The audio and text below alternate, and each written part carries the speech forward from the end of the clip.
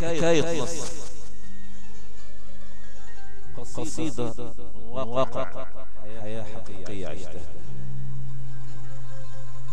حكاية نصر هحكيها لشباب الثورة عشان نحب مصر والنفوس تصفى وتبقى حلوة. وعلى حب مصر نجتمع ونكون في وشها عدوها والشيطان أقوى، ونكون في وش عدوها والشيطان أقوى. حكاية نصر هحكي. شجر الزيتون وعنبه ونبقايا، شجر الزيتون وعنبه ونبقايا، وبرج حمام سكنه غربان،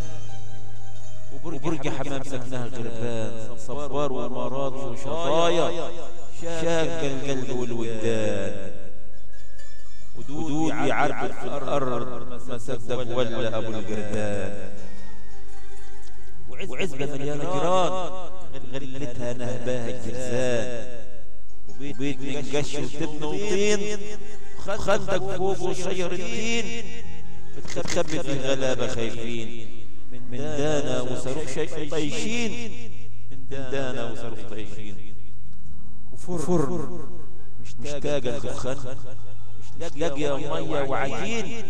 وحيل مبتوت وفاس مرمية، ومنجاية بتشكي شجر التوت، وغيطان مهجورة ومنسية، وجد ماسك في ايده نبوت، عاوز الطار قبل ما يموت، عاوز الطار قبل ما يموت، كتفي مخلوع وقلبي موجوع، وظهر الحنى مزنون مكسور، وضلمة كحل طاردها النور، وجناية مية الأرض كان سجاية، وحكاية طار بتستنى نهاية، ما هو دم النكسة لسه ما جاش، حزينة عيسى عزبة آدم، وكل شوارعك يا إسماعيلية على خط النار دم وموت وهم، وصبر عزبة آدم، صبر إسماعيلية، والموت خف دانا وشظايا، ويحصل في ناس عزبة آدم، ملعون يوم النكسة أسود ملعون، خلانا تحت رحمة ولاد صهيون، غربها على بحيرة التمساح، غربة على بحيرة التمساح، ماسكة بارودة وسلاح، والقلب بينزل كل ذراع، دم وغم وعار، حلق مرار، دخان اسود وضباب ودمار، وحرايق في بيوت وبومب ونار، وكان المطعون مجروح وحزين، وكان المطعون مجروح وحزين،